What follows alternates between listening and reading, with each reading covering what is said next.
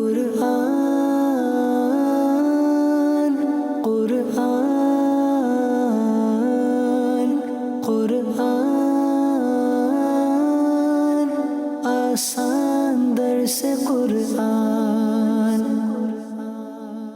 الحمدللہ رب العالمین والصلاة والسلام علی خاتم النبیین، اما بعد فاعوذ باللہ من الشیطان الرجیم، بسم اللہ الرحمن الرحیم۔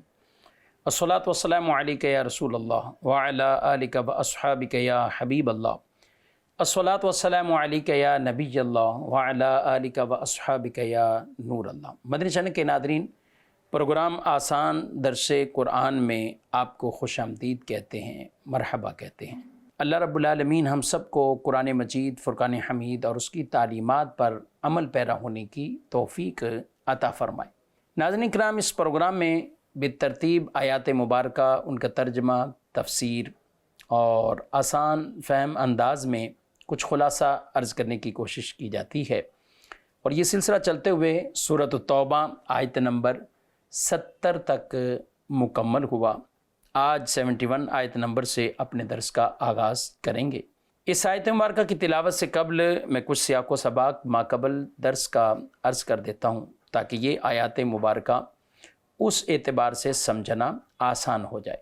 اللہ رب العالمین نے پہلے منافقین اور منافقین کی چالوں اور منافقین کے برے اعمال، بری خصلتیں، ان کو بیان کیا، اور اس کے بعد اللہ تعالیٰ نے ایمان والوں کے اچھے اوصاف، ایمان والوں کو جو اللہ انعامات، اکرامات سے نوازے گا، ان کا تذکرہ کیا۔ یعنی شروع میں پہلے منافقوں کے اور ان کے اعمال بد اور طرح طرح کی جو انہیں برائیاں پائی جاتی، وہ اب ایمان والوں کا تذکرہ ہے۔ اللہ پاک ارشاد فرماتا ہے، بسم اللہ الرحمن الرحیم، والمؤمنون والمؤمنات بعضهم اولیاء بعض یأمرون بالمعروف وینہون عن المنکر ویقیمون الصلاة ویؤتون الزکاة ویطیعون اللہ ورسولہ اولئک سیرحمہم اللہ ان اللہ عزیز حکیم۔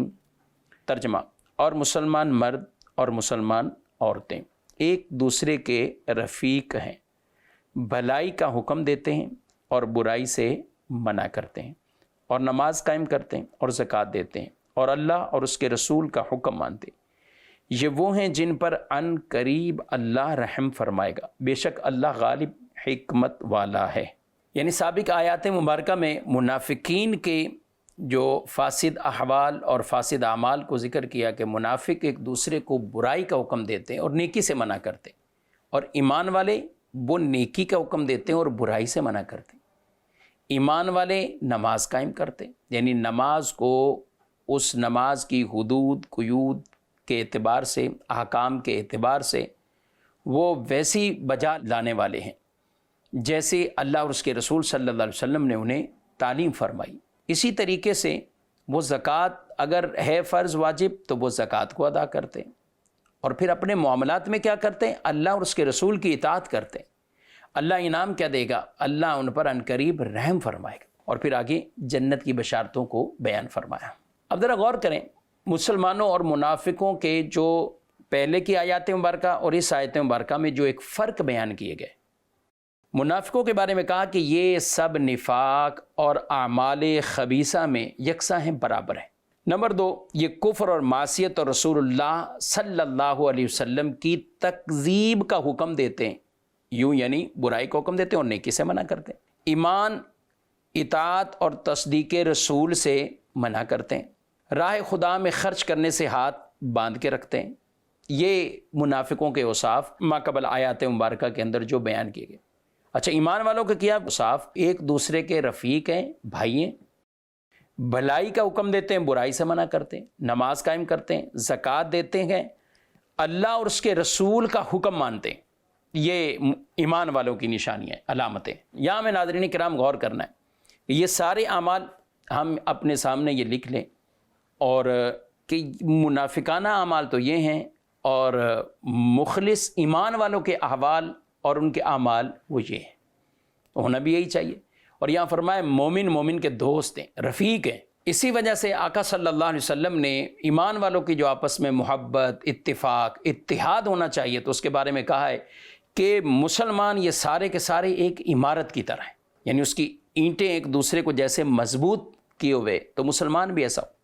اور اسی کو کہا کہ مسلمان جسم واحد کی طرح ہے، یعنی ایک جسم کی طرح ہے، جسم کے کسی حصے میں تکلیف پہنچے تو سارا جسم ہی ڈسٹرب ہو جاتا ہے، تکلیف میں گویا کہ آ جاتا ہے۔ تو مسلمان کی مثال یوں دی گئی۔ تو اس لیے قرآن میں اللہ فرمایا والمؤمنون والمؤمنات بعضهم اولیاء بعض، ایمان والے مرد اور ایمان والی عورتیں یہ ایک دوسرے کے کیا ہیں؟ رفیق ہیں، بھائی ہیں۔ اب یہاں یہ ناظرین کرام بیان کیا گیا کہ مومن ان کی ایک صفات، وہ نیکی کا حکم دیتے ہیں اور برائی سے منع کرتے ہیں۔ اب ہمیں خود غور کر لینا چاہیے کہ برائی سے کتنا منع کرتے ہیں اور نیکی کا حکم کتنا دیتے ہیں۔ بعض اوقات بظاہر مسلمانوں کی حالات اور کیفیات وہ بالکل برعکس چل رہے ہوتے ہیں۔ کوئی کسی کو نیکی کی بات تو کوئی کہہ لے، لیکن برائی والا جو نہی عن المنکر، یہ تو کہیں کہ گویا کہ مٹتا جا رہا ہے، ختم ہوتا جا رہا ہے۔ تو برائی سے روکنا یہ بھی ایک کام ہے، وہ چاہے اپنی اولادوں کو، گھر میں ہو، چھوٹے بھائیوں کو، والدین اپنے بچوں کو، معاشرے میں ہر طرف دیکھنا چاہیے۔ تو یہ ختم ہو چکا ہے۔ لوگ کہتے ہیں کہ سب کر رہے ہیں تو یہ بھی کریں۔ والدین بھی اپنے بچوں کو، اولاد کو، وہ گویا کہ سوال ہی نہیں کرتے، پوچھتے ہی نہیں ہے، حالانکہ کئی چیزوں کا ان کو بہت اچھی طرح پتہ ہوتا ہے، لیکن اگنور کرتے ہیں۔ اور یہی معاشرے میں جب برائیاں ناسور بن کر پھیل جاتی ہیں تو پھر معاشرے میں یہی بگاڑ ہی پیدا ہوگا۔ تو اس لیے ایمان والوں کو وہ اپنا یہ وصف یاد رکھنا چاہیے۔ قرآن پاک میں اللہ نے فرمایا کنتم خیر امۃ اخرجت للناس تأمرون بالمعروف وتنہون عن المنکر، کہ تم بہتر امت ہو۔ کس وجہ سے بہتر؟ کیا دنیاوی تعلیم بہت زیادہ حاصل کر لی اس لیے بہتر ہیں؟ کیا اس قوم کے اندر، اس مسلمانوں میں کیا ڈاکٹر، انجینئر، پروفیسر یا دیگر ہیں اس لیے بہتر ہے؟ جو بہترین ہونے کا وصف جو قرآن نے بیان کیا، کس لیے بہتر؟ کہ تم نیکی کا حکم دیتے ہو اور برائی سے منع کرتے ہو۔ تو اس لیے یہ وصف ہم سب کے اندر پیدا ہونا چاہیے۔ محراب و ممبر سے بھی یہ آواز جانی چاہیے۔ کوئی کسی بھی منصب پر ہے وہ نیکی کی بات کہہ سکتا ہے، نیکی کی تلقین کر سکتا ہے، اور چاہے کسی کو ہنر سکھانا ہے، کہ کوئی شاگرد ہے کچھ اور کسی فیلڈ میں، تو نیکی کی بات کہتے رہیں اور برائی سے منع کرتے رہیں۔ یہ ہم سب کو یہ فریضہ گویا کہ ادا کرنا ہے، اور یہی خوبصورت ایمان والوں کے اوصاف ہیں۔ اللہ انعام کیا دے گا؟ اگلی آیت میں یہ ارشاد فرمائے وعد اللہ المؤمنین والمؤمنات جنات تجری من تحتها الانہار خالدین فیہا ومساکن طیبۃ فی جنات عدن ورضوان من اللہ اکبر ذلک هو الفوز العظیم۔ ترجمہ: اللہ نے مسلمان مردوں اور مسلمان عورتوں سے جنتوں کا وعدہ فرمایا ہے جن کے نیچے نہریں جاری ہیں، ان میں ہمیشہ رہیں گے۔ عدن کے باغات میں پاکیزہ رہائشوں کا یعنی وعدہ فرمایا۔ اور اللہ کی رضا سب سے بڑی چیز ہے، یہی بہت بڑی کامیابی۔ سبحان اللہ۔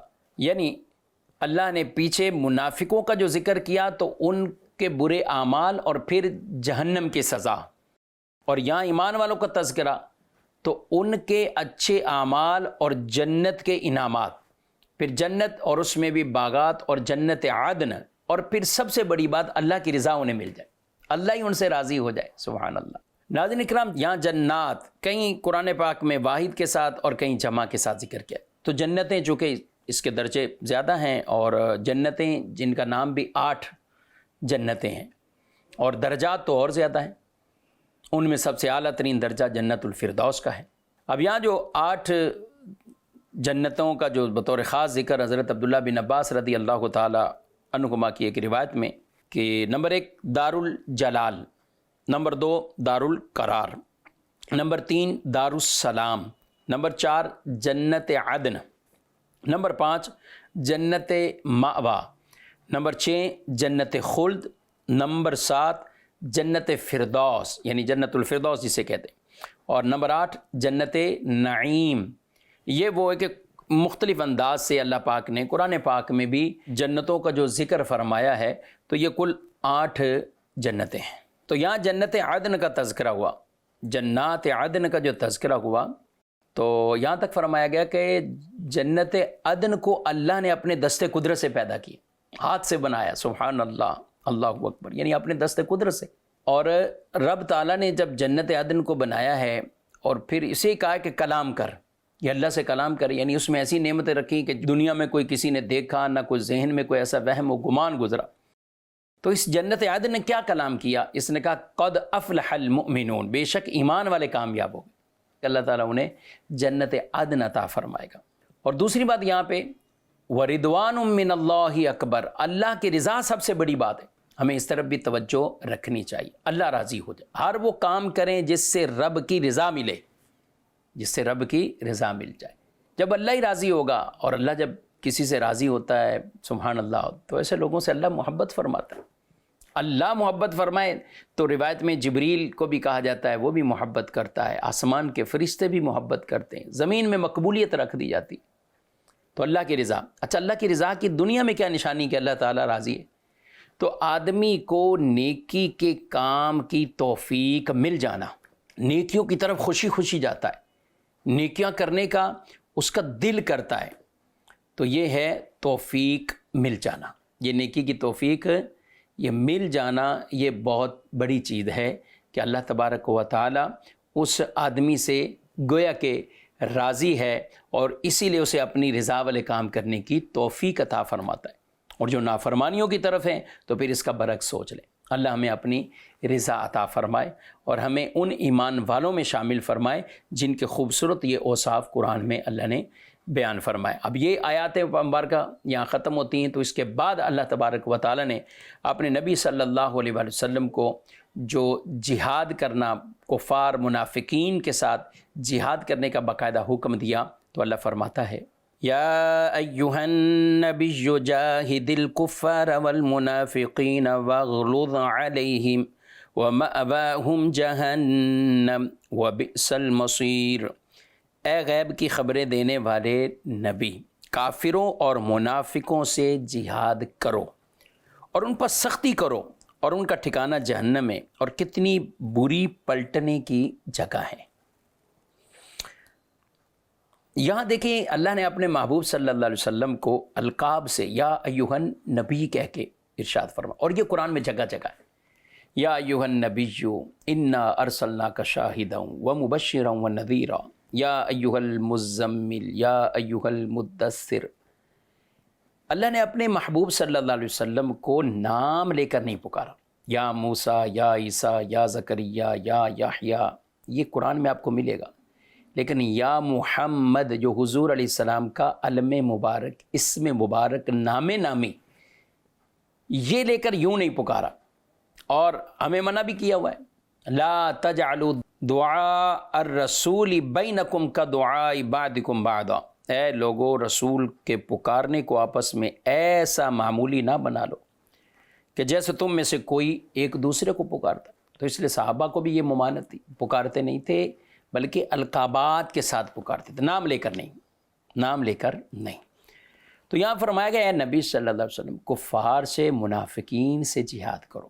کفار سے تو جو جہاد اپنے اصلی معنی کے اعتبار سے، منافقین سے کو دلائل اور حجت کے ذریعے سے، یعنی منافقوں پر ایک حجت قائم ہو جائے، دلائل سے بھی، اور ایک حجت قائم ہو جائے، اور ان سے سختی کرو، یعنی جن کے عقائد کے اندر یہ فساد ہے۔ منافق حقیقی یہاں مراد ہے، وہ جو زبان سے تو کلمہ گو تھے، نماز بھی پڑھنے والے تھے، لیکن دل سے نہیں مانتے تھے، تو وہ ہے منافق حقیقی۔ تو اللہ پاک نے یہاں یہ ارشاد فرمایا ہے، اور یہاں یہ بھی سمجھ میں آئی بات کہ دین کے جو دشمن ہیں ہر وقت ہر جگہ وہ لہجہ نرمی والا نہیں ہوتا، ان سے سختی اختیار کرنا یہ بھی شریعت کو مطلوب ہے، جس طرح شریعت کے احکامات ہیں۔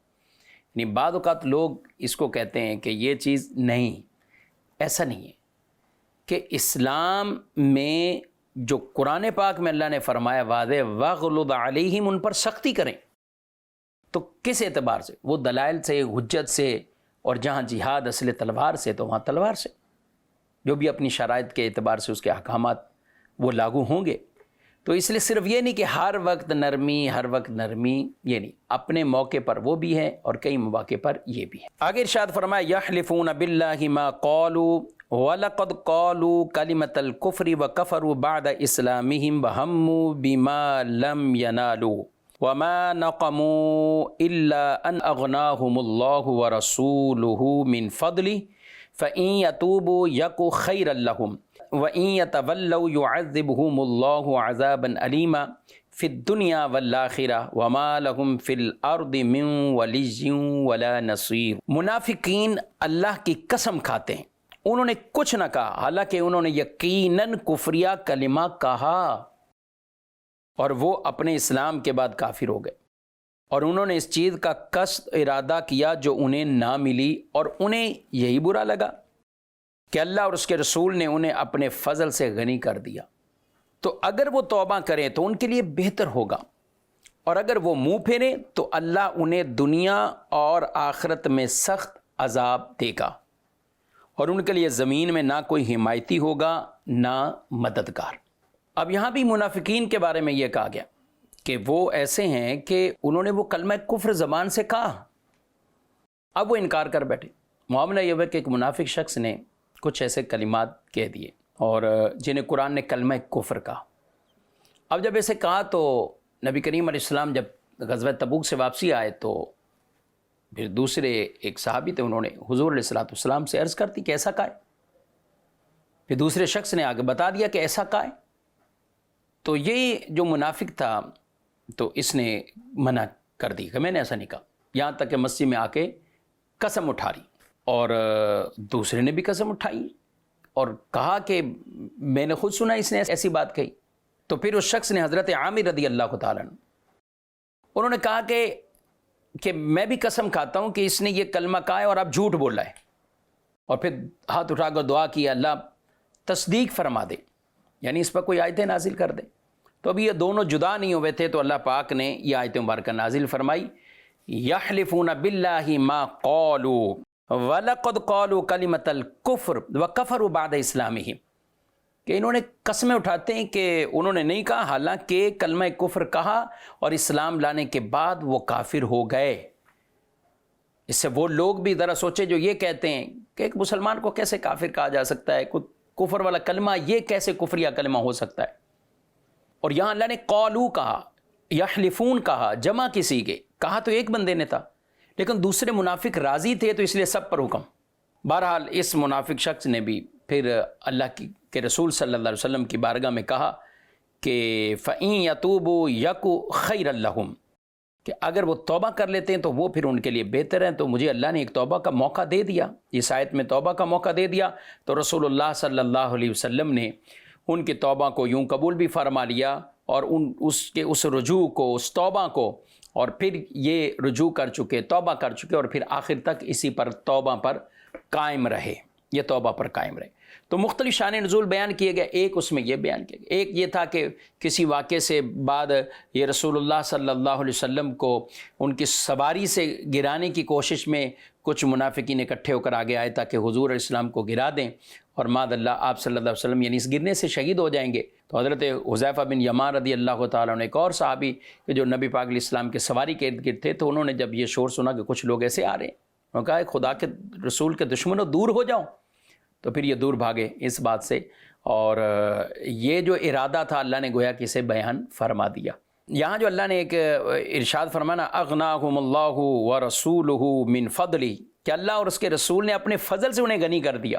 یہ جو ہے نا غنی کر دیا، رسول اللہ صلی اللہ علیہ وسلم کے مدینے میں آنے سے پہلے حالات تو اچھے نہیں تھے، لیکن جب حضور آئے مدینے والوں کو وہ برکتیں ملیں، مدینے والوں کو خیر و برکات سے حصہ ملا، یہاں تک کہ اللہ نے انہیں غنی کر دیا، اللہ اور اس کے رسول نے غنی کر دیا. اب یہ کہنا کہ اللہ کا فضل و کرم، رسول اللہ کا فضل و کرم، تو کہنے میں کوئی حرج نہیں. رسول اللہ کی عطا وہی ہے، اللہ کی عطا ہے، یعنی رسول نے دیا، گویا کہ وہ اللہ ہی عطا فرما رہا ہے. واللہ یعطی، کہ رب عطا فرماتا ہے، جسے حدیث میں کہا گیا انما انا قاسم، میں تقسیم کرنے والا ہوں. اللہ تعالیٰ نے اس غنی کرنے کو اپنی طرف بھی، اپنے رسول صلی اللہ علیہ وسلم کی طرف بھی اللہ تعالیٰ نے اسے منسوب رکھا اور قرآن میں اسے بیان فرمایا. آگے فرمایا وَمِنْهُمْ مَنْ عَاهَدَ اللَّهَ لَئِنْ آتَانَا مِنْ فَضْلِهِ لَنَصَّدَّقَنَّ وَلَنَكُونَنَّ مِنَ الصَّالِحِينَ فَلَمَّا آتَاهُمْ مِنْ فَضْلِهِ بَخِلُوا بِهِ وَتَوَلَّوْا وَهُمْ مُعْرِضُونَ۔ اور ان میں کچھ وہ ہیں جنہوں نے اللہ سے عہد کیا ہوا ہے کہ اگر اللہ ہمیں اپنے فضل سے دے گا تو ہم ضرور صدقہ دیں گے اور ہم ضرور صالحین میں سے ہو جائیں گے۔ پھر جب اللہ نے انہیں اپنے فضل سے عطا فرمایا تو اس میں بخل کرنے لگے اور منہ پھیر کر پلٹ گئے۔ یہاں ناظرین کرام جو آیت مبارکہ میں کہا گیا کہ اللہ سے جو عہد کریں اور پھر جب اللہ انہیں دے تو پھر وہ پلٹ جائیں، پھر مکر جائیں۔ یہاں بھی ایک منافق شخص تھا جس کا نام ثعلبہ تھا۔ اب یہ ثعلبہ کیا شخص یہ حضور علیہ السلام کی بارگاہ میں کہنے لگا کہ آپ دعا کریں اللہ تعالیٰ مجھے مال دے۔ تو آپ نے فرمایا ثعلبہ تھوڑا مال جس کا شکر ادا ہو جائے وہ اس زیادہ سے بہتر ہے، یعنی جس میں آدمی ناشکری میں پڑے، شکر گزاری میں تھوڑا مال ہے بہت ہے۔ لیکن اس نے کہا آپ دعا کریں دعا کریں دعا کریں، یہاں تک کہ رسول اللہ صلی اللہ علیہ وسلم نے برکت کی دعا کر دی، رزق میں برکت کی۔ تو اس کی جو بکریاں تھیں اللہ نے بکریاں بھی دیں، بکریوں میں اتنی نسل بڑھ گئی یہاں تک کہ یہ مدینے سے باہر چلا گیا۔ اور رسول اللہ صلی اللہ علیہ وسلم نے ایک دن پوچھا بھی تو کہا کہ یعنی وہ جماعت میں نہیں آئے، جمعے میں نہیں ہے، تو کہا کہ اس کی بکریاں اتنی ہو گئیں تو مدینے میں گنجائش نہیں، وہ باہر چلا گیا۔ تو آپ نے فرمایا افسوس ہے ثعلبہ پر۔ پھر جب وقت آیا زکوٰۃ کا تو قاصد کو بھیجا گیا تو اس نے جا کے بکریوں کا حساب لگا کے جب کہا نا کہ یہ زکوٰۃ ادا کرو تو یہ کہنے لگا کہ یہ تو ٹیکس ہے، میں سوچ لوں گا بعد میں دیکھوں گا۔ تو اب وہ قاصد واپسی آیا کہ ٹھیک ہے میں تو پیغام لے کر آیا، رسول اللہ صلی اللہ علیہ وسلم نے بھیجا تھا، وہ واپسی چلا گیا۔ وہ حضور کی بارگاہ میں ابھی اپنا حال اور کیفیت بیان نہیں کی کہ نبی پاک علیہ السلام نے 2 دفعہ فرما دیا ثعلبہ پر افسوس، ثعلبہ پر افسوس، یعنی گویا کہ یہ ثعلبہ کی ایک طرح کی ہلاکت کو بیان کیا گیا۔ اب جب یہ خبر ثعلبہ کو لگی کہ ایسا ہوا اور وہ ثعلبہ بکریاں لے کر حضور کی بارگاہ میں آ گئے کہ آپ یہ قبول فرما لیں، تو آپ صلی اللہ علیہ وسلم نے فرمایا کہ اللہ نے یہ قبول کرنے سے اب مجھے منع کر دیا، یعنی تیری طرف سے کوئی صدقہ اور زکوٰۃ ہو یہ قبول کرنے سے رب نے منع کر دیا۔ تو یہ اپنے سر پہ خاک ڈالنے لگا کہ میری تو ہلاکت ہوئی۔ حضور علیہ السلام نے اپنی زندگی میں قبول نہ کیا، پھر دور صدیقی میں حضرت ابوبکر صدیق رضی اللہ تعالیٰ عنہ نے قبول نہ کیا، پھر حضرت عمر نے قبول نہ کیا، یہاں تک کہ دور خلافت حضرت عثمان غنی رضی اللہ تعالیٰ عنہ میں یہ شخص ہلاک ہوا اور کسی نے اس کی زکوٰۃ وصول نہ کی۔ ناظرین اکرام جب اللہ سے عہد کر لیں اور پھر اللہ دے تو پھر عطا کرو، پھر دو۔ رب سے عہد کر لیے، رب سے عہد کر لیے، رب کو راضی کرنا ہے تو پھر یہ عمل ہمیں کرنا چاہیے۔ اور یہاں یہ بھی بیان ہوا کہ ثعلبہ کی توبہ قبول کیوں نہیں ہوئی۔ ثعلبہ کی اس لیے توبہ قبول نہیں ہوئی کہ وہ بظاہر جو ذلت ہو رہی تھی اس سے بچنے کے لیے واویلا کر رہا تھا، صدق دل سے توبہ نہیں کر رہا۔ صدق دل سے توبہ ہوتی تو پہلے بھی تو جو توبہ قبول کی گئی جو پچھلی آیت میں ذکر ہوا، تو یہاں اس لیے اس شخص کی توبہ کو قبول نہیں کیا گیا۔ یہاں سے آگے بھی ناظرین کرام اللہ پاک نے ان منافقین کے احوال کو، ان چیزوں کو بیان کیا ہے۔ اللہ رب العالمین ہمیں ایمان والوں کے اوصاف اپنانے کی توفیق دے اور منافقین کے برے اوصاف سے ہمیں بچنے کی توفیق عطا فرمائے۔ آمین بجاہ النبی الامین صلی اللہ علیہ وسلم۔ قرآن